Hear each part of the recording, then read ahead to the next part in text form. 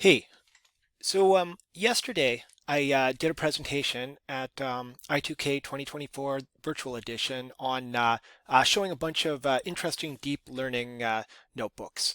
Um, and I probably, in retrospect, it was an ambitious presentation and maybe honestly presented too much and was not able to go into detail, as much detail as was needed on a lot of the examples. So I wanted to go back and actually go over one of the examples I presented in a lot more detail. And that example is this one with the large cells with long protrusions. And this is an example that was posted um, on the Image.sc forum a few weeks ago, and a bunch of us have been working on it.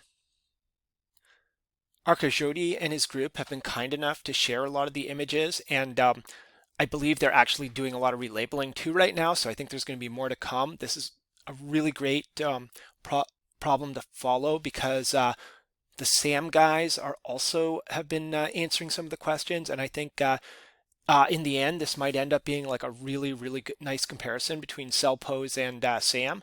And but for now, I wanted to talk a little bit about some of the Cellpose stuff that Cellpose training that we've been doing on this question. So basically, these cells have really long protrusions, but the models, the initial training isn't detecting them. Um, and the question basically is there some parameters to tweak that could do a better job at detecting these longer protrusions? Um, okay, so as I've done with a lot of do with a lot of questions, I have a project called True North Intelligent Algorithms, TNIA Python. It's basically just my own personal utility library. But what I like to do is for questions I answer on the forum, I like to store some of the notebooks here. So for this question, I've called it Tough Cell Pose, and you can find all the notebooks that I use for this question on GitHub. Okay, so first off, I wanted to put a critical note here. My goal in in answering this question was mostly to determine like what cell post settings are needed to capture the long thin features, but I didn't rigorously test these models to see if they would generalize. These are really tough images, and so sort of the first part of the problem is to just figure out what settings are best to actually sort of code the long thin features, and then after that there'd still be a ton of work done to see if these models that you're training are actually generalizing to unseen images. But in my experiments, there were a few strategies I found like helpful for this image set, sort of in order of importance. The first thing was the most important, at least in my hands, was actually to sort of carefully relabel more of the long features in the image. Um, that seemed to really help, and I'll show uh, some examples of that in just a second. And then there were some other things that also helped a bit. And one of them was to turn off rescaling during training. Um, then during evaluation, changing a parameter called niter to 2000. And finally, there's also during training, there's a parameter called bsize. I initially thought that this was really important for this problem, but it turns out that may have been more of a confounding factor. It might have helped a bit. And again, I will show some examples in just a second. Okay, so I've switched to the Visual Studio Code view.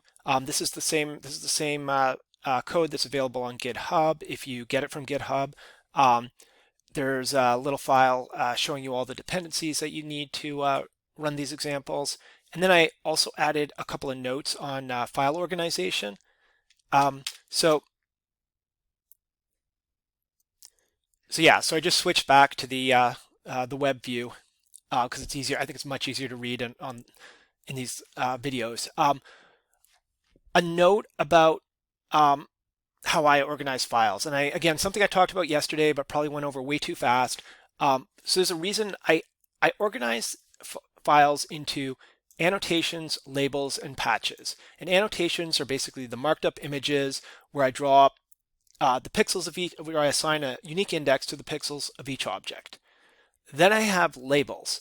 So there's a slight difference between labels and annotations. So annotations are like everything I draw, but labels in my projects, I mark them up like with a bounding box. I use Napari a lot, so I use Napari bounding boxes to signify which labels I actually want to use for training. And that was just actually really important for this example, because there's actually like 100 labels available, but they didn't all have all the fine features drawn on them. So you actually maybe wanted to only use a subset of them, and I'll show you how I did that in a second.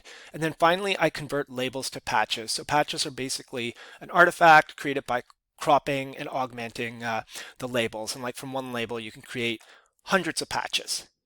And actually, it's probably easier to show you this in the file manager or in the Windows Explorer. So you can see this is the project. There's like 100 images, again, kindly shared. Then we have labels I did, and the labels are actual part of an image with the corresponding ground truth. Just let's view this, the icons here. So you can see, so yeah, these are the subset of labels, and these are the patches here. And you can see the patches are slight variations. Every label, you can create hundreds of patches for it. Now, one thing I always emphasize is that this step here is actually in a lot of deep learning systems done on the fly. So a lot of times the user isn't even aware of it. As the training process goes on, these augmentations are sort of generated in line, and it's done, but you never see it. I kind of like to sometimes at least generate them explicitly and save them on disk, just so I can, inspect them, see what's going on. Occasionally I found like just actually viewing them has been a good way to troubleshoot certain issues. So yeah, so here you can see in the File Explorer, you can see this is a deep learning project. It's just a bunch of files organized in a certain way. But then what I find useful is to use like Napari to interact with this kind of project. So in my deep learning work, I often have start with a notebook called Explore Data. And what that does is I point it towards the location where all my files are, and it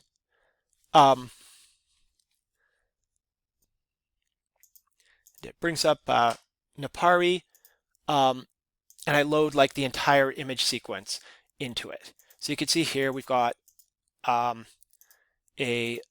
basically the sequence of images for this problem, and we can scroll through them in Napari. Now, so I mentioned before that I have annotations and labels, and so let me try to explain why I have sort of two related but slightly different artifacts. So for this problem, Arkajodi and his group had already generated some labels, and they were in like the Cellpose format, so I converted them to TIFFs so I could show them in my little Napari widget. And all these labels you're looking at are their labels, and they're pretty good, but you could see they're missing like protrusions in some of them. So we might not want to train on all of these. But if you notice as you scroll through, some of the labels have like these blue bounding boxes drawn on them. And so in my project, what I like to do is I have the annotations. They may not be perfect. There may be some reason I don't want to use them. And then I use bounding boxes. I have like this label box layer, and I use these bounding boxes to signify which areas I actually want to use for the training. So yeah, you can see there's tons of labels here. And again, many of them are just not quite complete yet, because we need to sort of mark up more of these protrusions for them. But for a few of them, I went through, and you can see here I tried as best I could to draw these long filaments. And for the ones that I took a little extra care with, I marked them up with a blue box to say, hey, I want to use these for training. Okay, so again, back to the File Explorer. So you can see I have annotations. Annotations are, it doesn't really give a good preview of these because they're like 16-bit integer images, but there's actually data in these ones. These are all the hand-marked drawings. And then for labels, there's only, I think, 12 that I actually wanted to use that I had actually marked up a little bit. So that's like the difference between annotations and labels. Okay, so there's this other layer here called predictions. So yeah, so in my projects, I also obviously need to do predictions. I organize it a couple of ways. I actually have I put some of the predictions in like a prediction folder in the basically in the label format where every object is given a unique index, and then sometimes I also in some other I have some other like notebooks that actually generate like overlays, so I can look at these overlays and see how good things are going. And then in Apari, I also like to sometimes generate predictions. So I think for this one, I don't have a prediction yet, so when I loaded up this widget, I pointed it to a model and I hit the predict button. And then one of the things I like to do is like turn on and off the prediction layer and the label layer to see like what the differences are. So in this case, the prediction, it looks like it's doing a little better at detecting some of the protrusions, but it's kind of weird. It's actually completely missed an object. And this is sometimes something we see with deep learning, like models that aren't generalizing well or aren't trained enough. They might do really, really good on almost everything, and then somehow inexplicably miss something completely obvious. That just usually means you just have to train it more. The one thing I've seen with Cellpose is there's this iteration parameter, and sometimes if you increase the iteration parameter, so when you increase the iteration parameter, you might get better predictions. Okay, so this is actually pretty interesting. Changing the number of iterations, and so the neural network produces basically probabilities, the Cellpose neural network probabilities, and some gradients, which sort of indicate the gradient flows, which indicate sort of which pixels belong to which object. So these flows sort of point towards roughly the center of the objects, and all the flows that converge on the same pixel are assigned to be part of the same object. But this process is kind of iterative, so there's an iteration parameter, and that actually for large objects, complicated objects, that seems to actually have a pretty big effect. So let's change it to 20. And you hardly get anything. 200, which I believe is the default, and you get quite a bit, but you're missing this one major object and a lot of parts of other objects. 2000, and that's really interesting because in this case there was a complete object that was missed, but changing the number of iterations fixed things. Just out of curiosity, let's go for 20,000. I don't know how long this will take. So increasing to 20,000 doesn't seem to change the result much. Yeah, so I'm curious about that. I'll have to ask some more questions on the forum. Ask those with Carson, the original author of the code, and other people about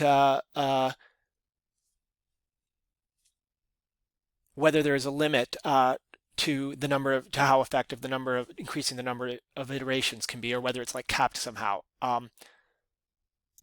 Okay, video might run out, but I will do